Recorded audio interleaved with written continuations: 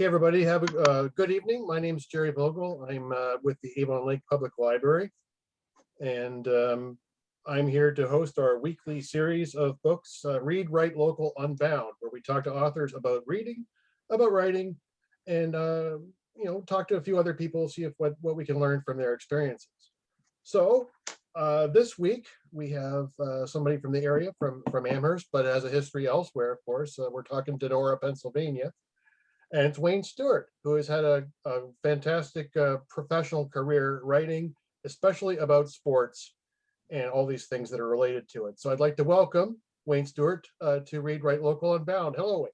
Hello, it's great to be here. It's an interesting program or concept, so I'm glad to join.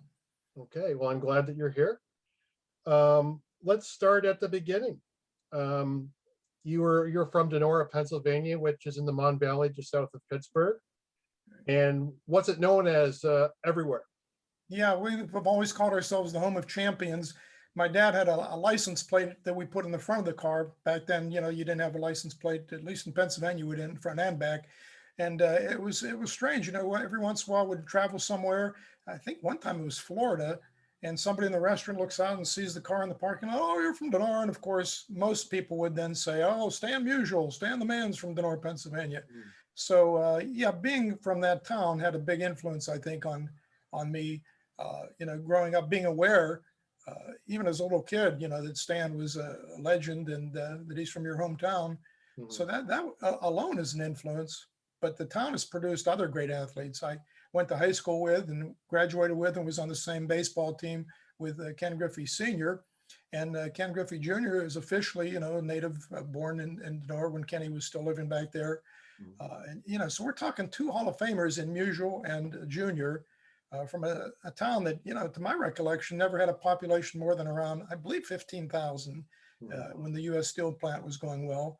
And then Ken Griffey, a senior, is, I believe, underrated. Everybody looks at his son, but the guy had 296 lifetime, which is pretty tough, all-star games and what have you. So again, Dinora was a big influence. And just for fun, we have two guests tonight from Dinora. We've got Mark and Edward, so I'm sure we're going to be talking a lot more about that. In fact, I didn't realize it, but I was just doing a bit of research while we were going in, and I guess a big event was the 1948 Dinora Smog, which is, you mentioned there's a museum dedicated to that, and it was quite a tragedy.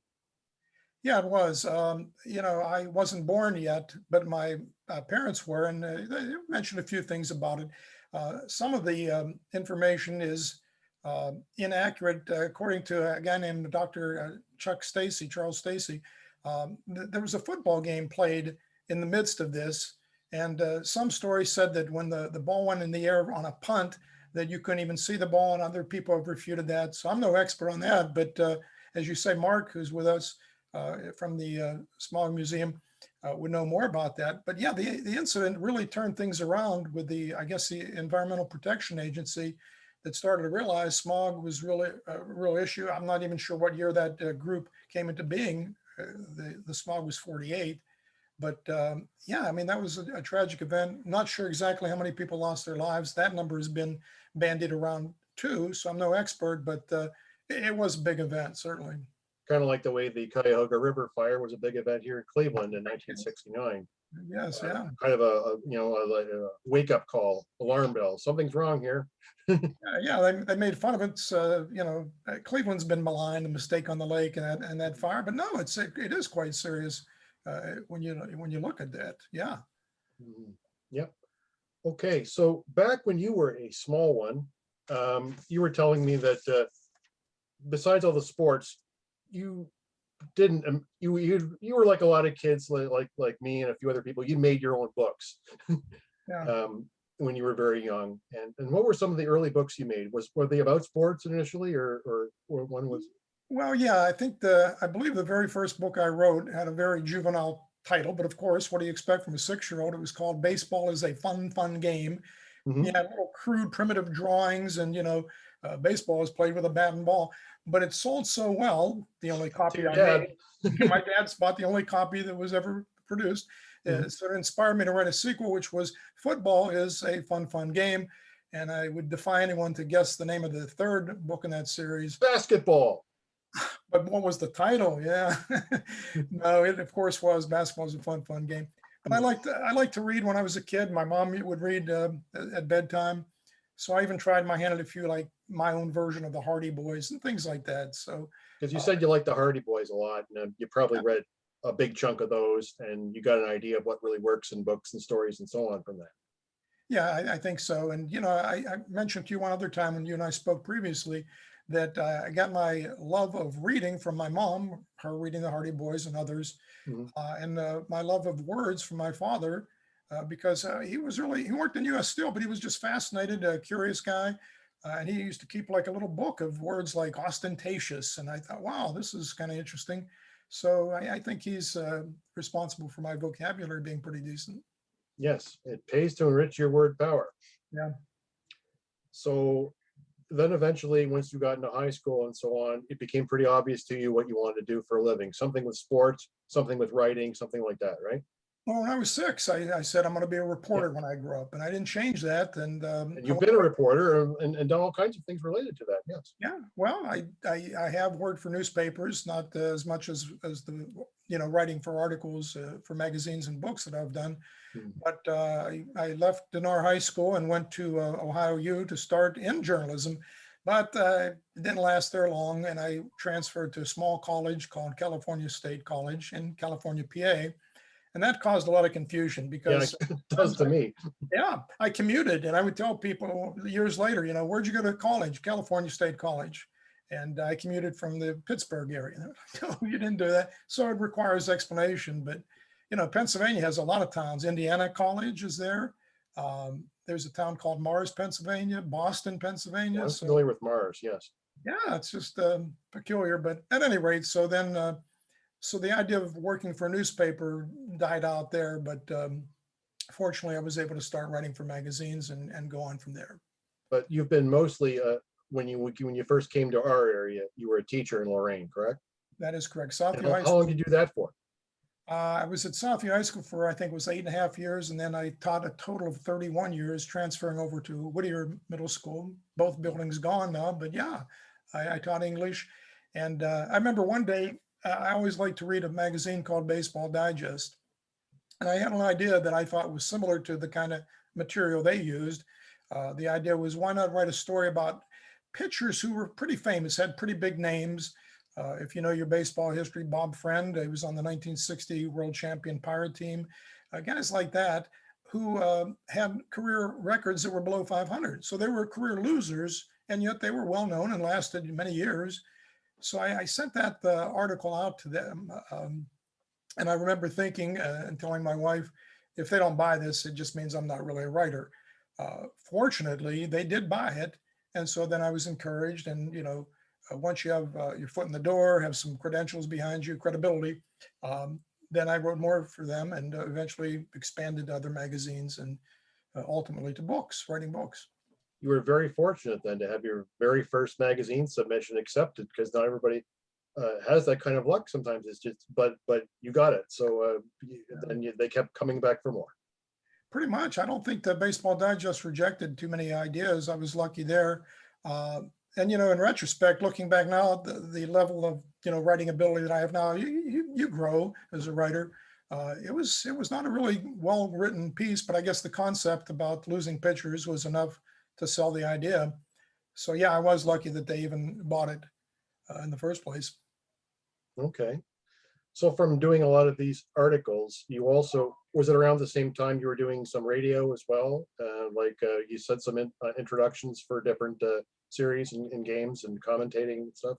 Yeah, I can't remember exactly how many years I did magazines before I thought maybe I could work for this small radio station in Lorain, Mhm. but it wasn't too many years.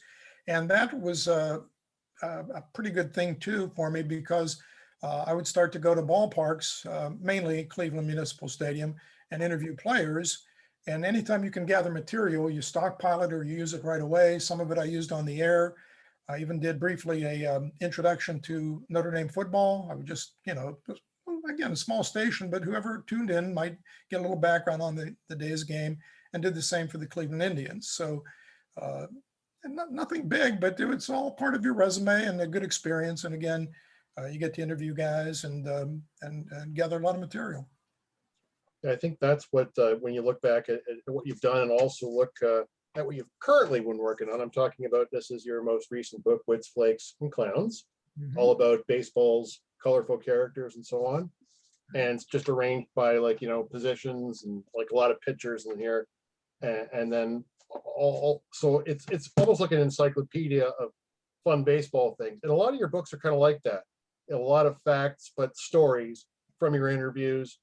And you've talked to so many players, and you've been collecting this stuff and using it in many different ways and just going back to it.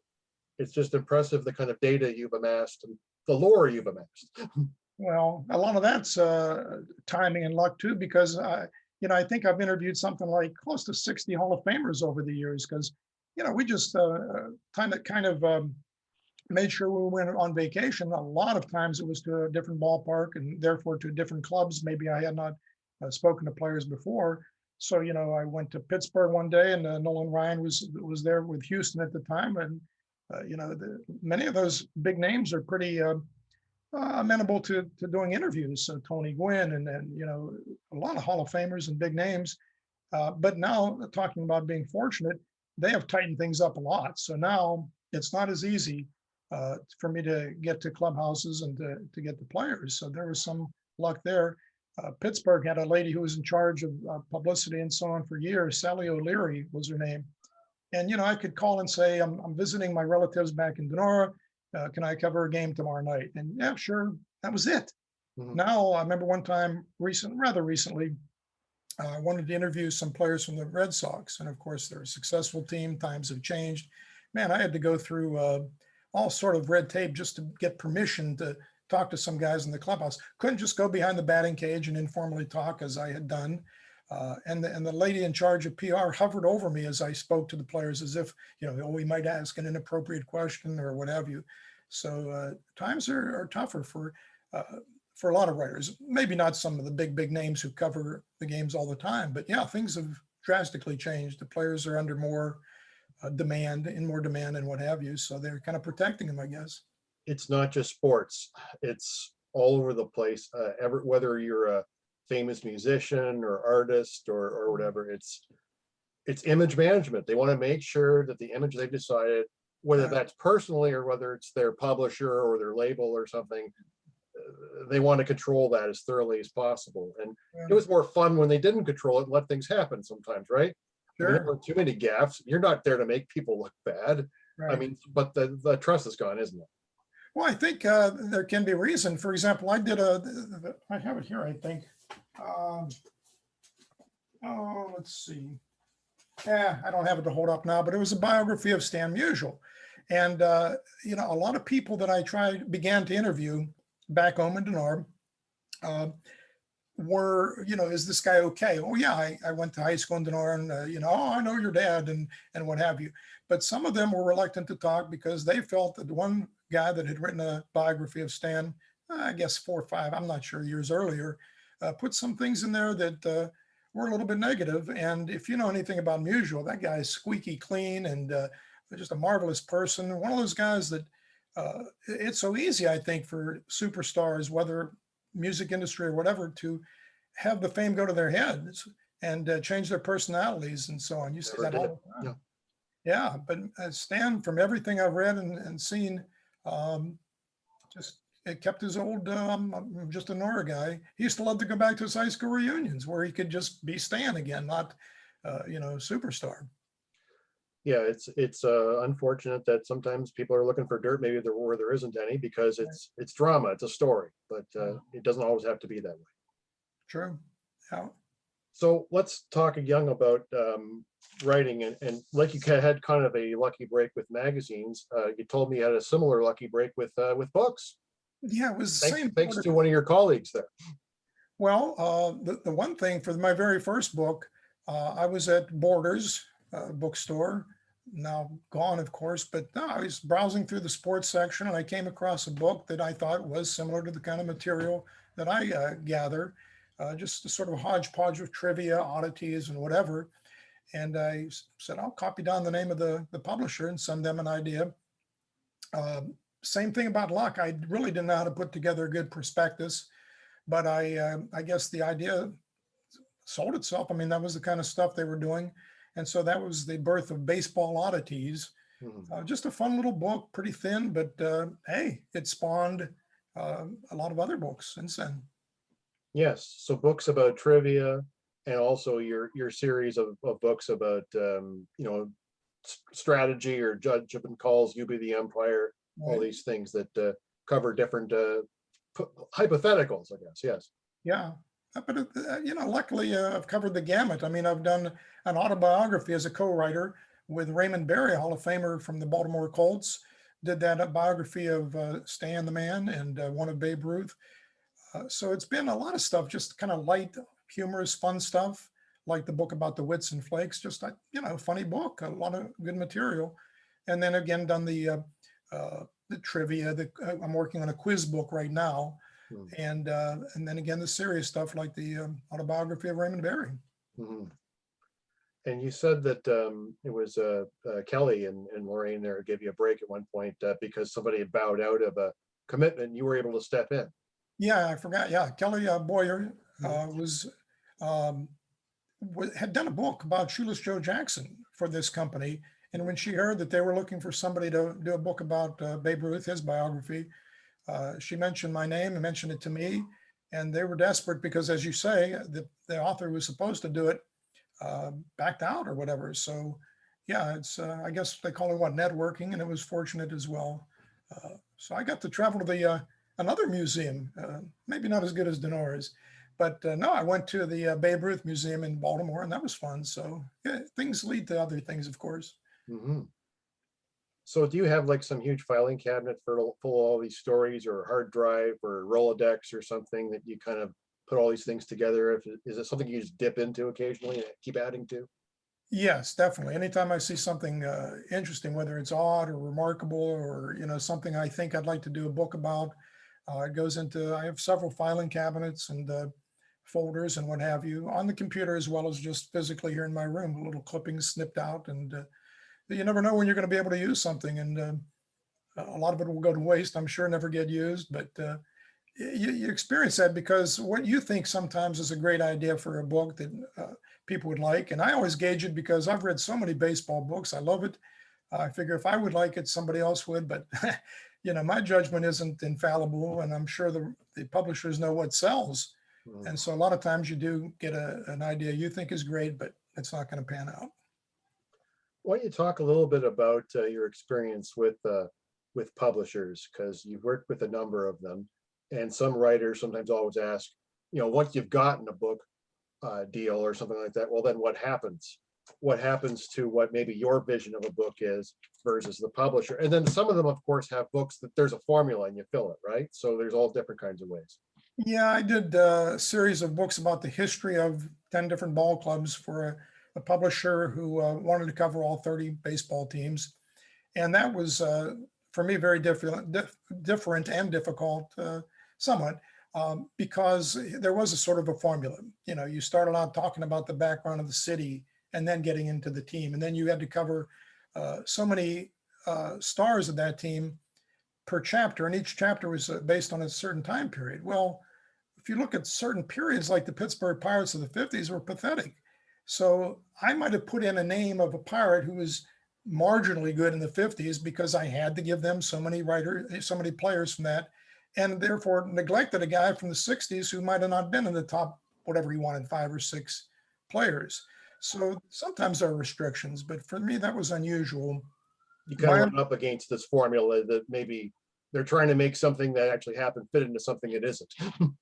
Yeah, that was, maybe it's not the case a lot, but yeah, that was definitely what I felt about that one. But no, normally if you send in your prospectus and you work with the editor, I've felt that things work pretty smoothly. And a lot of times, let's face it, editors come up with real good ideas. Let's cut that, or I think you made a factual mistake here. Maybe it wasn't Hannes Wagner, it was so-and-so, and you double check. Oh man, I'm glad you caught that. So yeah, I think working with publishers hasn't been an issue. No, not by and large. No, that's great to hear that you've had that good fortune. Also, I think in our earlier conversation, a lot of writers will say, well, you need to have an agent, but you had an agent, I think, twice, and you said it never really did anything for you that you couldn't have Yeah, done yourself. yeah, I don't know if that's luck or what either, but when people do on occasion ask, for advice, if you want to sell something to the big name houses, publishing houses, many of them won't even look at your stuff. They won't even look at your proposal uh, or talk to you at all unless you have an agent. Hmm. But my goal is mainly to stay busy. I'm not worried about, making $1 million or anything like that. So my experience was I actually was, I guess I did better without, as far as, keeping busy. But I guess that's an individual thing. I'm not saying that that's a blanket statement. That's true for every writer. No, definitely not the case. It's depends what you want, and you've gotten pretty much what you want, because I'm not sure how many books you've written, but you said it was around 50. Well, no, I'm working on number 37 right Oh, now. 37. Okay, I wasn't sure if that was an accurate. Yeah, 37. Okay. Right. Yeah, just keep plugging away. Basically, I don't know, maybe averages one per year, but and some of them, as I mentioned, those 10 books about the history of 10 different clubs, they were very short. To me, it was almost like all 10 constituted one book. Hmm. But yeah. All right. So once you've, I mean, some of these publishers, obviously you're writing to fit something, but in other cases, you've published a book. How much does a publisher help you with marketing and sales? Is a lot of it done where you have to come up with certain ideas for it, or do they have in-house people who handle a lot for you? It's a little bit of both. And again, it depends on the publishing house. The biggest one I ever worked with was McGraw-Hill, and I've worked with others that are pretty small. They all expect you to promote the book as best you can. Social media, make sure you let people know on Facebook and LinkedIn and whatever that you have a new book and what have you. They all expect you to be willing to go on radio, television, whatever, talk to people in like the local radio stations and the local newspapers, because the more the word gets out, the more they're going to sell, and that's their livelihood. Hmm. So yeah, they expect that of you. In fact, that's part of the proposal.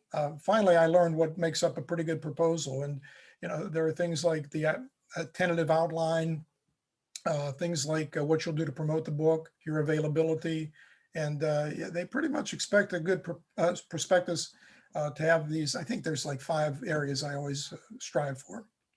And that's something, again, you learn by osmosis, by doing it and seeing them and learning what's working and stuff. So Yeah, I guess. And there are books out there. Maybe I was remiss early on, but there are books, writer's guides and so on that'll give you tips. And I don't know if that's still out there or not. I'm so used to going to libraries.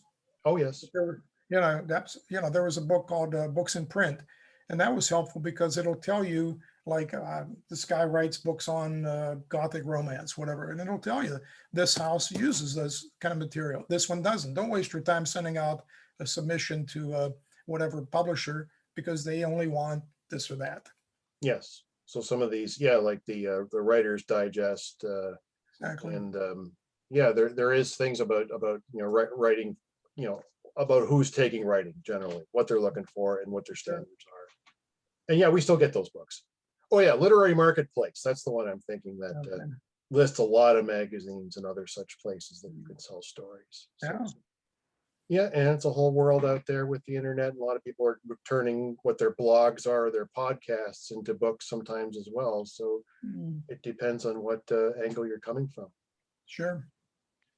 So what are some of the most memorable experiences, maybe say early in your career and then moving up, whether that be some of the people you've talked to, or maybe it wasn't even who you talked to, it was the experience you had. Do you have any good stories that you could share with us about that? Oh, let me think.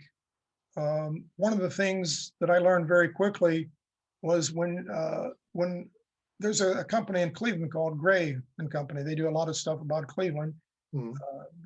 And they printed the book about Omar Vizquel, which was sold a lot of copies, I believe.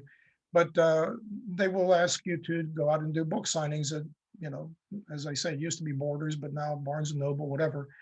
And the one thing I learned very quickly is unless you're, I remember a friend of mine, his son was working as an off-duty policeman for security, and they had Drew Carey, who had written a book at a mall, and the people waiting for his autograph were lined up, wrapped around the mall more or less. But for just an average guy like me, they're boring. You're lucky to sell a few books. You're lucky. It's almost like out of pity, some people come and they're not going to buy a book, but they'll talk to you a little bit, and you think that's grateful to help me kill some of this 2 hours or whatever. So that's one experience I had. At first, it's like, wow, I'm doing a book signing, and it was, enjoyable, gratifying. But after a while, it can be pretty slow. I don't know, tedious or whatever. Yeah, it kind of reminds me of a story, and I think I heard you guys talking, and I think, was it Mark, did you talk about that you're writing one of those Arcadia books or involved in one of the historical photo books? Well, Dinora Historical Society did an Arcadia book. They did. Okay, and you were involved with that then, and what went on to making I that? was in a minor role. It was actually 3 other people with our historical society that took, that's kind of when I was getting more involved with the historical society, was when they were in the midst of that. Well, that's my only book experience, is an Arcadia book about Avon Lake. Oh. And that was about 10 years ago. And I remember at one point, once it was out, I was asked to sign books at Costco in advance of Father's Day. And I was seated right next to a lot of watermelons. And I think we may have sold about 4 books over 2 hours, but I hear where you're coming from. Been there. Well, you sold 4 books, but how many watermelon? I don't know. It's like, hey, take something else home you might actually enjoy. So yeah. Sure. But Is there anything else you could recall, like maybe some of the Hall of Famers you've talked to, besides the obvious ones, but some of the people that you've met that really made a difference to you? Well, as a kid, my favorite team was the Milwaukee Braves, and I was a big fan of Eddie Matthews, Hank Aaron, Warren Spahn. Well, one day covering a ball game in Cincinnati, I think there was like maybe an old timers game prior to the baseball game, the regularly scheduled game, and sitting on the dugout bench was Warren Spahn. I said, "Oh man!" So I got to speak to him, and when I was doing the book on Stan Musial, I knew that Hank Aaron was a big fan of and a good friend with Musial. They went to Vietnam together to do to help the troops and so on. USO tour, yeah, okay. Yeah, so he was my very favorite player growing up. I knew he was going to break the record someday, had faith, and sure enough, he does. And then, so for the Stan Musial book, I had to sort of badger his secretary, who protected him, shielded him, but eventually they granted me like a 10-minute interview. So what I found is, if somebody is like a childhood idol to you, and you get to talk to Hank or whatever, that is still a thrill, and you're still like in awe. But then as you go on, and the players are starting to get maybe even younger than you, of course, it's still a job. It's still neat to talk to these guys because they can give you insights nobody else can. I've never put on a hit and run play, but you can talk to Tony Gwynn and he can tell you some of the stuff. So it was more clinical, more professional, still fun, but that's one big drastic change that occurred as time passed. So going to an old timers game, as I did in Cleveland once, and seeing Gaylord Perry wearing a jersey with, I think it was like 8 logos, because he had played for, whatever it was, 7, 8 teams. I actually sat on the bench during the old timers game because nobody chased me. And I'm hearing these guys joking with each other. Like, I'm trying to remember, Joe Pepitone took a lot of ribbing for wearing wigs, and they're going, "Hey, you're going to try to draw another walk there, Pepitone, and your hair will fall off," whatever. So those have been some of the fun experiences off the top of my head. Now, you've spent obviously more still our youth, and most of your books are about baseball, but you've also written books and are interested in football and basketball. So why don't we talk a little bit about some of that? Yeah, the basketball book, or several of them, that gave me the opportunity also to cover some games, to meet some players in person. And so that was a different experience. I've kind of soured on the game of basketball professionally. So the last time I did a basketball book where it was about active players and so on, was still in the era that I enjoyed, which was the time period of Kevin McHale, Larry Bird, Magic Johnson, because they played beautiful teamwork. And I don't know, it just seemed to me like a different era. or maybe I'm just getting crotchety or whatever. But it was it was fun then to do that as a different experience. And boy, I think if I had to put a basketball book together today about active players, I probably would have to say I can't do it. Football, pretty much the same thing. I did a book called, it was, I'm trying to think of the exact title. But anyway, it was about the glory years of the NFL. And I did a podcast or a radio interview, and they kind of bristled at that title because the guy was younger and he was saying, "Oh, I think the golden age is, nowadays." Right and now. I have to concede that the golden age many times is whatever you grew up in. Mhm. But boy, when I look at some of the Hall of Famers of the era that I wrote this book about, Paul Warfield, Jimmy Brown from the Cleveland area, Pittsburgh, not so much. I mean, I interviewed guys like Myron Patios because he's from around Dinora, Pennsylvania. But the point is, I enjoyed that book a lot because I was getting to interview tons of guys like Charlie Taylor and the guys I grew up watching, and their insights and their recollections and nostalgia. So yes, I have enjoyed doing books on basketball, football, but as you say, the majority have been baseball.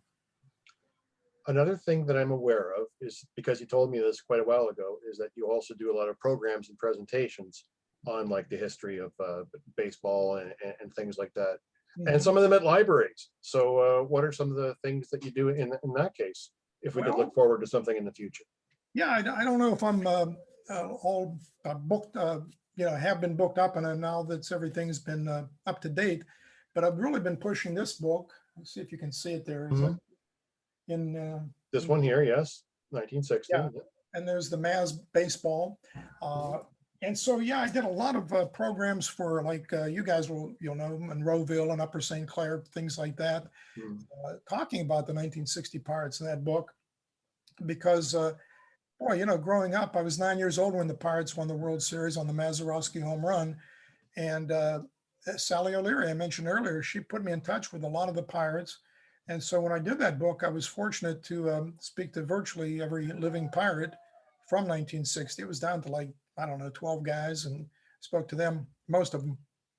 And again, I think you enjoy it more, or at least I do, talking to the people of that period from your childhood and so on. And I learned some stuff, and I think I was able to share that with a lot of the libraries.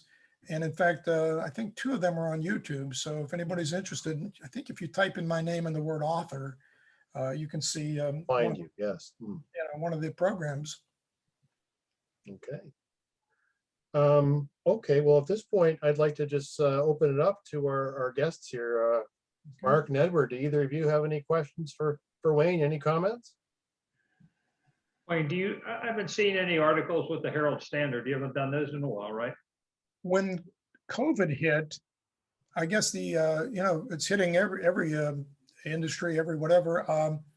They, I guess, are not getting as much advertising and therefore not as much money to throw around for extra stuff. And I'm extra. I was just, they would put me in there, once every, I don't know, a week or so, whenever there was maybe a gap that they needed to fill with some sports stuff. So to answer your question, after COVID hit, I was, we'll call it laid off, but I have no idea if things will get back to normal and I'll resume that, or if they're just going to say, we're still not making a fortune and we can't afford to, continue this, which would be a shame because I had 2 articles that were right in the editor's hands. So there are a couple of people right now. Mickey Bitsko is one. He's the brother of Myron Patios. And he had very interesting things about him that I was able to put down on paper. And he may never get to see them in print because we just might not go back to doing it. Bitsko was, he had a nice career as a football player.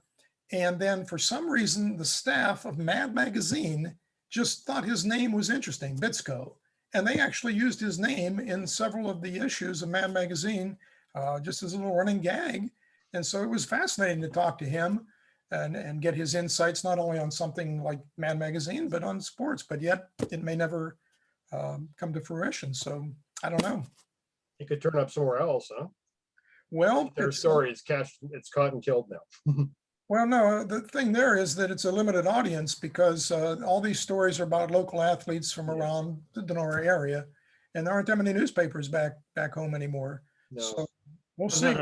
none of them really dedicate like an article to like the old timers like you do. And because that Von Banco guy or whatever, I see he still writes some different articles.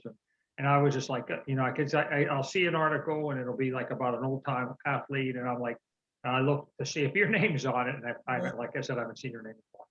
Yeah, I appreciate that, but he might be a staff writer, which would be the difference, and I'm just considered freelance, and I enjoy doing it. I think you give these guys a chance to relive their glory, and I think everybody enjoys that. I know when I talked to Vernon Law for the book I did about the 1960 Pirates, I think he was 88 years old when I just spoke to him, and after about an hour 15-minute interview, I said, if you want to stop, we can pick it up again tomorrow or some other day. You want to take a rest? I'll call you back. No, let's keep talking. He enjoyed it. And after about, I think it was another break where I said, you want to stop? Nope. I think we went on for about 2 hours. So, as far as whether you're a local athlete or a Vernon Law, I think they enjoyed it. I just wish I could still do it. Yeah. fascinating. Anything else from, how about you, Edward? Any comments, any questions? Who does he think was the most interesting athlete that he interviewed? Well, it's kind of hard to answer because, for one thing, like when I spoke to Raymond Barry over the phone, we spoke for about 10, 12 hours, ultimately, 2 hours here, an hour here, whatever. Yeah. So I got to know him better, and it was very interesting. And his insights, boy, he was very meticulous. He was so worried about every little detail. He actually invented a shield to put over his helmet, like a sort of a visor, because he knew when he played on the West Coast on a Sunday afternoon, the sun at a certain time would really impair his vision. So here's a guy who he took a scale with him on the road, and he would weigh himself down to probably the ounce because that's how dedicated to his craft he was. So he was very interesting, and I got to know him pretty well. As far as just a brief interview, Tony Gwynn always comes to mind because he at first seemed a little reluctant to want to talk, but once I said I wanted to talk about the art of hitting, then he opened up and gave some insights. I'm trying to think. Well, Ken Griffey Jr. It was funny because I interviewed him on a Sunday morning, and he's eating breakfast in the clubhouse. And I said, do you have time for a few questions? Well, I'm eating here. And I understand that some of the players are busy or they, get pestered a lot. But when he was sort of leaning toward no, I said, well, I graduated with your mom and dad. So, okay, let me finish breakfast. Let me finish. And then he spoke to me, and he's done that 2 or 3 times. And so that's a lot of fun. And, with him, the interview was so different because with the other guys, you're just asking straightforward questions. But with Griffey Jr., I asked him something about how his fame has been so widespread. And he was telling me that, I can't even go to the mall around Seattle. And then he got around to talking about his fame in that I think he was saying something like he loved going to Kennywood when he was a kid. Mm-hmm. And, but now, it's tough. So, I mean, obviously I'm not going to interview Nolan Ryan and say, did you ever go to Kennywood? But with Ken Griffey Jr., you could. And then the other thing that was really great was the very first time I talked to Ken Griffey Sr. As a writer. I went into the Cleveland locker room, and I'm trying to remember the exact details. I know what it was. And I asked around for him. I said, has anybody seen Griffey? They said, well, he's in the batting. He was a coach at the time. He's in the batting cage down the tunnel, like a concourse sort of underneath the stadium. So, if you go down there, maybe you can run into him. So I'm going through this tunnel, and I haven't seen him since probably 1969 or so. And as I approach him, I said, Ken, and he looked at me a little quizzically for about 2 seconds. He said, Wayne.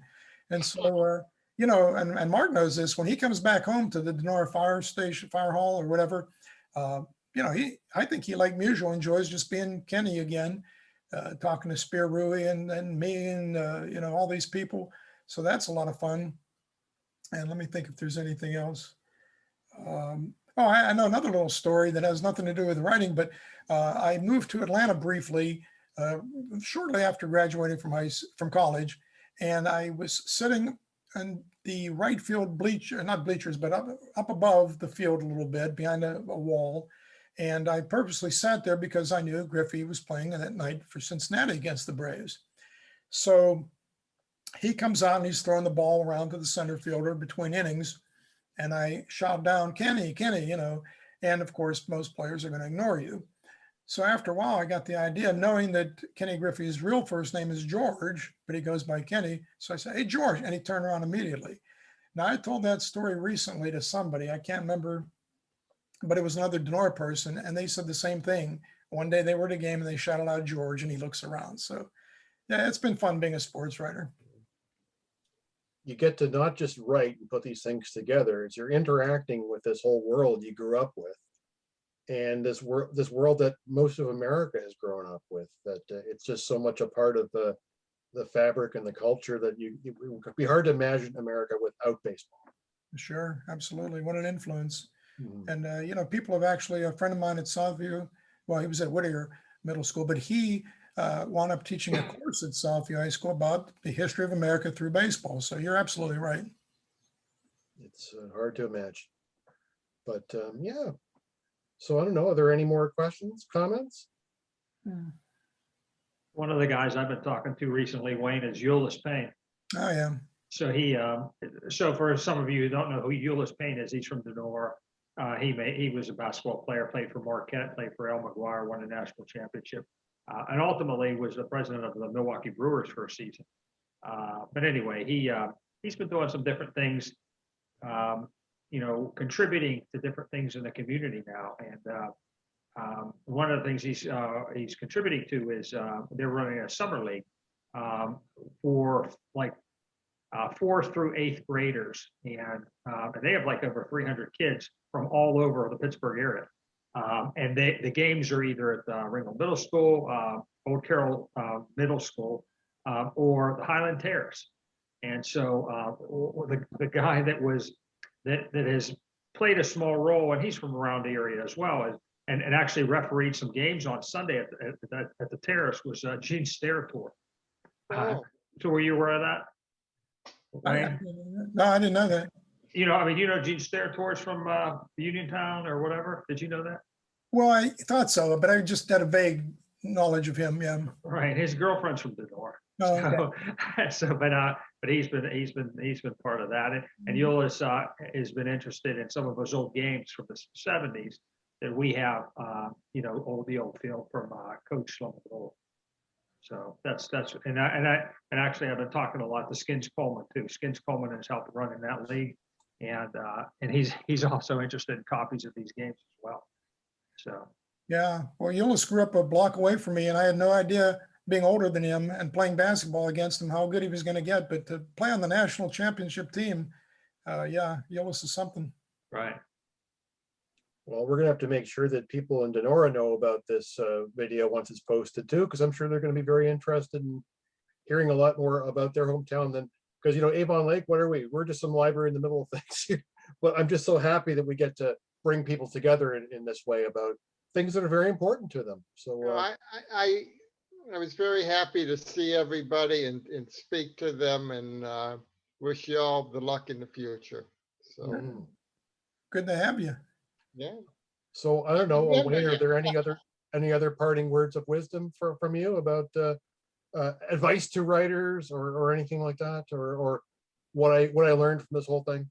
Yeah, I guess. I mean, because you do get asked that occasionally, like any advice. So, I mean, it seems like cliches, but you know, I would say something I didn't do, but they probably should, is be persistent. You know, I was just lucky that the first effort in some cases was good enough. But yeah, I think if you plug away and do your research, like you mentioned, those publications, then you'll learn some shortcuts. Don't try to sell a book to this company. You know, Don't waste your time and theirs. exactly. Learn how to put together a good prospectus, and it's easy if you are willing to spend a lot of time. That's one thing. I hate doing those things because some of them run 25 pages. Sometimes they want a sample first chapter. And Or it's second different, and third too. and it's different too if you write fiction or nonfiction. And I think if you're lucky enough to get your foot in the door and you know an editor, then the next time, sometimes on many occasions, they're not so demanding of the second perspectives. They know your background, and if you say this is a tentative outline, it's they'll get what you're presenting. Yeah, off the top of my head, those are some of the tips, I guess. And before also we wrap up, I just keep coming back to this. All your most of your published stuff is all nonfiction. Have you dabbled in writing in fiction at all, or you're interested in that, or is it not really your thing, or want to just speak to that? Yeah, I think other than the Hardy Boy books I wrote as a kid, no, I haven't given much thought to. I did write a short kids book, and I sent it to the publisher, who was a friend of an editor that I've worked for, and they didn't like it. So I'm got the feeling that, I think a lot of people, I know I'm guilty of this. I'll see a show where the comedian's not that good, and I'll think I could do a better job stand up than he could. And then I've grown to realize, no, I couldn't. Those guys have paid their dues. They know what they're doing, the timing and this and that. So even if they don't make me laugh, you can't do it. I don't care if it's, you watch a mystery on TV and say, I could solve that. I could be a real life detective. No, those guys have paid their dues and worked their way up to being a detective. So I think that in my case, to answer your question, right now, I could not probably write a good piece of fiction. I think I'd have to delve into it a lot more. As I said, my goal is to stay busy and keep writing. And since I'm happy writing sports, I don't foresee any fiction, but it's certainly, it's a fascinating field, of course. Well, especially if it was sports fiction, but not everybody gets to be Chris Crutcher or anything, right? I honestly don't like baseball fiction. I've tried a few of those. Confession, I read the book The Natural, which everybody loves. Maybe I'm expecting too much, nonfiction, but I wasn't even a fan of that book that much. So, and I think some of the best baseball movies have been the ones that are true rather than like The Natural or whatever. I'm thinking the book about 8 Men Out, the Black Sox scandal, 1919. I think that's a very good movie. Very good director on that one. Yes. What's that? Very good director on that one. Yes, good story and everything. Yeah, perfect. They might have one or two inaccuracies. John Sayles, yeah. Yeah, that always happens. And an exception, Field of Dreams is a very good movie and so on. But anyway. Different from the book, but they're both good in many ways. Yeah. All right. Well, thank you so much for spending some time with us this evening, Wayne. And also, I'd like to thank you, Mark and Edward, for joining us. Really appreciate it. Thank you. And well, we're going to continue at 7 o'clock every Tuesday this summer. You'll meet new authors every time. So if you're interested, please come back and meet some of the other authors. And this has been Read, Write, Local, Unbound. My name's Jerry Vogel from Avon Lake Public Library. Wayne Stewart has been our guest this evening. Everybody, thank you very much once more, and we'll see you all soon.